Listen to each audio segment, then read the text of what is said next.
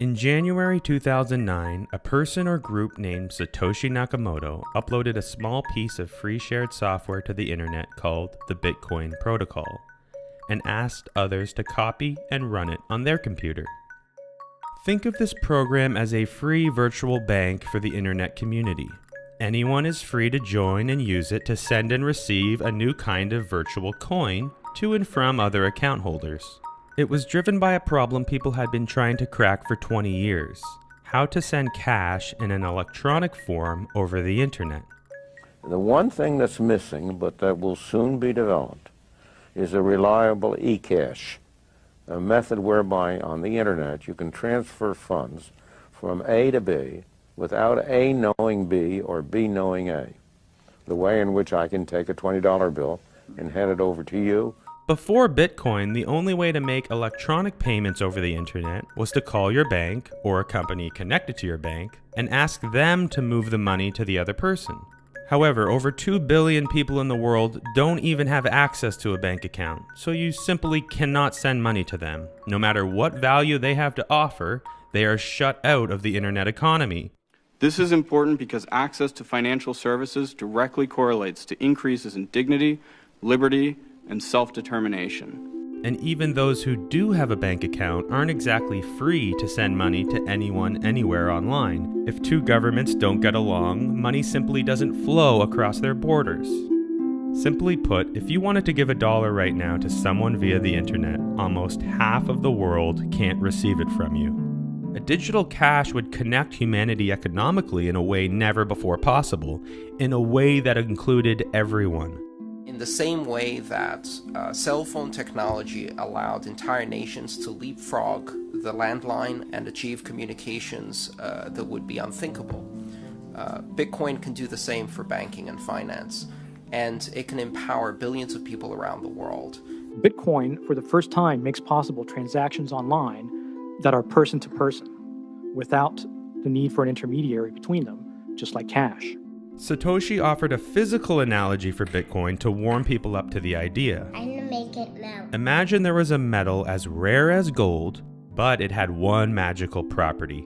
It can be transported over a communication line, like sending physical cash as a direct message nearly instantly. But Bitcoin isn't a boring gray metal, it's a virtual coin taking the form of a number. At first, these Bitcoins had no value at all. They were simply passed around for fun by people who were interested in the idea, like digital tickets to a fair which didn't yet exist. Gradually, hobbyists collected and sold Bitcoins for a fraction of a penny just to prove the system could work. Because once Bitcoin had any value at all, and therefore a price, it became a powerful social technology. This gave birth to a new layer of internet marketplaces which didn't require or even allow traditional money. A new freedom had emerged. Bitcoin was being used by people who had nothing to do with its creation, and no government could stop it. Though Satoshi was always worried about Bitcoin growing too fast from the start, this was not about making money. It was about freedom of exchange online. This growing public acceptance of Bitcoin and proof that it worked led to a secondary demand for Bitcoin as it became viewed as a safe haven for a portion of their savings, which was outside the hands of any government. So the demand for both transactions on the network and investment in the network pushed the price of one Bitcoin right beside the price of an ounce of gold by December 2013. Gradually, larger and larger institutions adopted Bitcoin as a form of payment, and eventually forward-thinking governments began to recognize it as a legal payment method. I'm interested in coming to learn what is needed to ensure that this innovation can continue. I'm here to testify because I believe that digital currency represents one of the most important technical and economic innovations of our time. 4 years later, in December 2017, a speculative wave pushed the price of a single Bitcoin past 10 ounces of gold.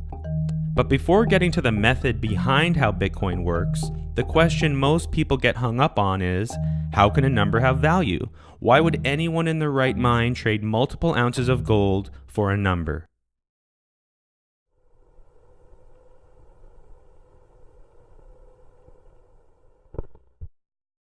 Let's rewind for a moment and think about money. Money is how we move value across distance or through time. Within a small trusted group, such as a family, you don't really need physical money. People give each other things of value with the promise to return the favor in the future. So money actually starts as a shared memory. The very oldest written documents we can dig up show we often wrote down a list of promises to each other, known as a ledger. This is what we call digital money, money which takes the form of written symbols or digits. But this kind of written money only works if we trust the people we are making promises with. And so when humans traveled to distant regions to trade with people they've never met and may never meet again, they used physical money instead. This allowed them to settle trades immediately with no trust involved. And of all the kinds of physical money we've used throughout history, there is one pattern which emerges. We ended up using some form of treasure, often a rare rock. A typical rock at the beach won't work. Nobody values them because they are so plentiful. But once in a while you will find something more unique. A shiny rock, a tooth, a bone. Humans have a tendency to collect and treasure unique things. The value of these treasures was based on the fact that everyone knew they were rare. Rarity is the value. Remember, if you were alone on Earth, the value of any treasure wouldn't exist anymore. Think of this as symbolic value. It may seem strange to value rarity, but we all exhibit this phenomena beginning as children. We value things that other people have and we don't. It can drive us crazy. It can mean everything. Until we find out there are many copies of the same toy, and it's no longer unique. Suddenly, others don't value it as much, and it becomes worthless garbage. And we do this exact same thing as adults. We value things based on uniqueness or rarity, nothing to do with their actual utility. Throughout history, you'll see each culture uses their own kind of rare rock as money in their local region, and treasure in one region isn't always recognized as treasure in another. Gradually, as people began spreading around the world, a global treasure emerged, based on the rarest of rocks, precious metals. These are the shiny bits people noticed in rocks all over the world. We extracted this shiny stuff by grinding up the rocks, melting them down, and pouring out only the shiny stuff as pure metal. And we give the name precious metals to only the rarest of metals. Iron, for instance, is very useful. Almost everything is built out of it. But it isn't considered precious because there is so much of it around. That's why 1 ounce of iron is worth a few pennies. People only pay for its utility. Compare this to 1 ounce of gold, which is worth over $1,000. That's all driven by its rarity. Precious metals are an important form of money because they came to be valued everywhere on Earth. They work as a physical money that crosses all borders. The value of 1 ounce of gold is not dependent on any one culture. This explains why those in power have always tried to hoard and control gold. It's a form of global wealth. And so history is full of examples of people in power collecting as much precious metal as they could, stamping it into coins with the ruler's face on it, and leaking it into society via wages. Across cultures, history shows that gradually rulers realized the same thing, that the coins they pressed didn't need to be so precious. What was most important about a coin was not the metal content in it, but trust in the number on it. But it was the Chinese who first took this to its logical conclusion and put it into practice in the 11th century, when they created a money supply out of trusted numbers on paper with no connection to gold or any precious metal. It's exactly like what happens at the fair today. Money takes the form of tickets. Because the Chinese realized that the best way to control gold was to force everyone to sell their gold at the borders for a piece of trusted paper money. And like fare tickets, you couldn't go back and cash those pieces of paper in for gold. There was no link between the paper and the gold. Your only option was to spend the paper money in the economy.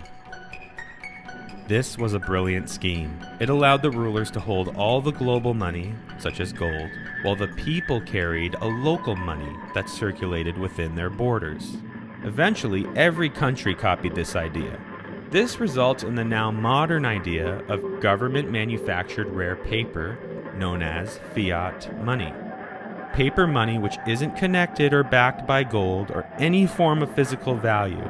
Its printing is decided by the government, who is in charge of controlling the money supply and enforcing its use. As long as people remain confident that our government is strong and secure, they will continue freely to accept and spend its money without questioning the value. That's how we end up with a world full of local fiat currencies, which travel freely within the borders of a given country. Dollars, euros, yen, they are all the same thing. Each country is using its own fare tickets, with no connection to gold or any precious metal.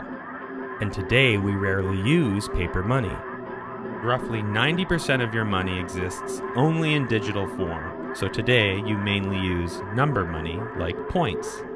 These points exist as your bank account balances, which are stored with a bank in a trusted computer file known as a ledger of accounts, or simply a ledger. The government and banks are in charge of creating, securing, and censoring these numbers in the ledger. And that's digital money. It's just a ledger plus someone you trust, such as a bank, to keep it up to date and secure. And this leads us back to the problem we face online. Because the internet crosses all borders and acts as a new global community, who is going to make the digital tickets for the internet?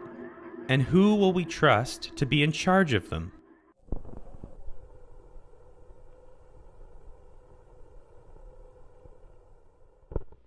Bitcoin is the world's first completely decentralized digital currency. And it's the decentralized part of that sentence that is really unique. The key to Bitcoin is the way Satoshi flips the traditional model of trust on its head.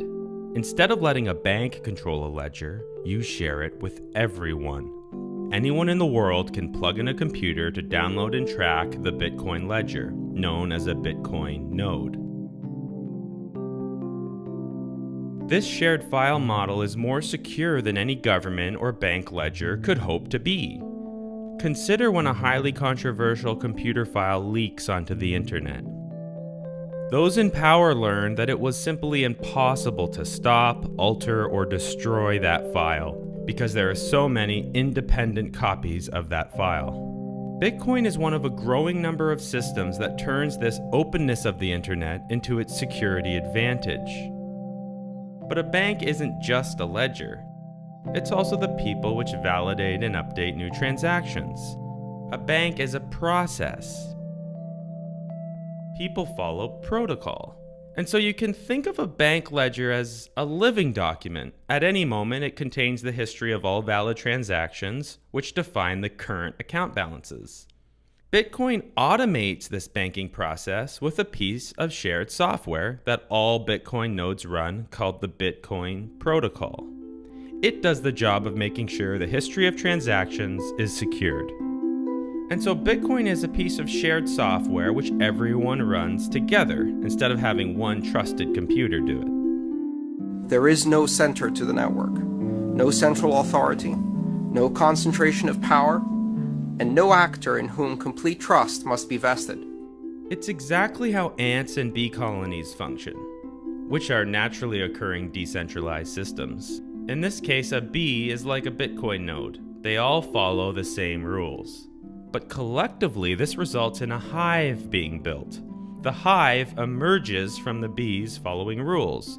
Bitcoin is like a computerized colony, where instead of building a hive, they are building a file which tracks the growing history of valid transaction. This file grows in small chunks of new transactions approximately every 10 minutes on average, known as the blockchain. To best understand Bitcoin, you need to follow how transactions get entered into this blockchain. With Bitcoin, all transactions are public, So instead of sending a private message to your bank to move a number from one place to another, your computer shouts it on a public internet channel which all Bitcoin nodes are listening on. Two key things happen once a transaction is announced to the network. First, every transaction should be heard by every Bitcoin node in the network. And secondly, every Bitcoin node must have a chance to vote on whether a transaction was valid or not. To make both things happen, Satoshi did something very clever, known as proof of work. The system slows down the process by which new transactions get verified by including an extra work hurdle between when a transaction is first detected at a Bitcoin node and when it can be validated by the network. As follows. Each node collects approximately 1,000 to 2,000 new, unverified transactions they hear in what's called a block. Next, this block of data is passed through a symbol mixing machine, which scrambles up the data and spits out a short random sequence of symbols associated with that block. It acts like an ID for that block. We call this mixing process a hash function, and we call the random output the hash. Hash functions work in an unpredictable but repeatable way. The same block of transactions result in the exact same hash. But if you change one digit in the transaction block, you get an entirely different hash.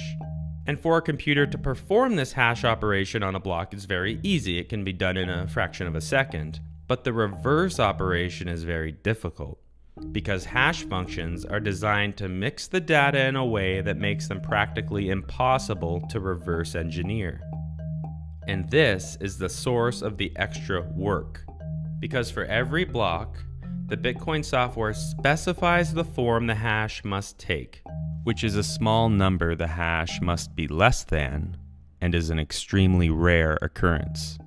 And within each block, an extra space is included for a number the Bitcoin nodes must find, which results in the desired hash format. To find the number which results in the desired hash is like finding a needle in a haystack of numbers.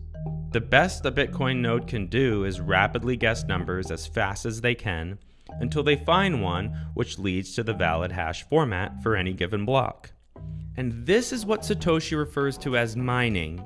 It's a guessing game. The first computer in the network to find a lucky number for a block is said to have mined that block of new transactions. And immediately after mining a block, that lucky node sends it out to their neighbors for confirmation, essentially saying, "Hey everybody, I won this race. Please check that this block contains all valid transactions." And this brings us to the second key rule all Bitcoin nodes must follow. As soon as a Bitcoin node in the network creates or hears about a newly mined block from a neighboring node, it stops and verifies whether the block is valid or not. If the Bitcoin node finds any problem in the block, it simply ignores it and considers it invalid. If instead the entire block appears valid, then the node downloads it to its memory of valid transactions. But instead of simply downloading the block, it actually attaches to the block by calculating the hash of that block and including it within the next block of new transactions they are working to mine. This is how a chain is created between blocks, which we call a blockchain. It creates an information dependency between all blocks. If you change one symbol in any block within a blockchain, that change will propagate forward to the very front. So it locks the history of all transactions in place. And all Bitcoin nodes do this same thing. They either ignore a block if it isn't valid, or they attach to it if it is. Only after every node in the Bitcoin network has attached a block to the end of its blockchain do we consider it as a valid block.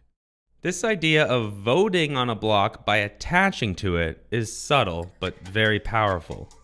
Because as soon as a node begins mining the next block in a sequence, it changes the growth rate of the chain it's connected to. And so as more Bitcoin nodes work on guessing a given block, it's more likely that it will be found sooner. And so the chain will grow faster as more nodes work on it. And this leads to the key insight behind Bitcoin. the true blockchain is the longest blockchain, because the honest chain will grow the fastest. And this allows many disconnected people to agree on one truth. Because let's say the majority of nodes believe block A was the most recent valid block, while only a small minority of cheating nodes believe in block B. And to determine which is actually the chain to trust, the nodes simply monitor which chain is growing faster. And because the majority has more collective guessing power, the chain through block A will grow faster than the chain through block B. It's exactly similar to why 10 people rolling dice will hit on snake eyes faster than one person over time. One person might get lucky and hit snake eyes once in a while, but over time the majority will always hit snake eyes more often. And this works because no one computer or entity is more powerful than the majority of computers on the Bitcoin network. For comparison, if Google dedicated all its machines to mining Bitcoin, it would make up less than 1% of the total network power. But this is all based on one important assumption, that the majority of Bitcoin nodes will be honest in the first place. Aside from doing it out of goodwill, Satoshi knew there must be a fair economic incentive to motivate as many people as possible to participate in this network. To do this, the Bitcoin protocol also rewards the first node to mine a block with a small payout of the initial Bitcoin supply.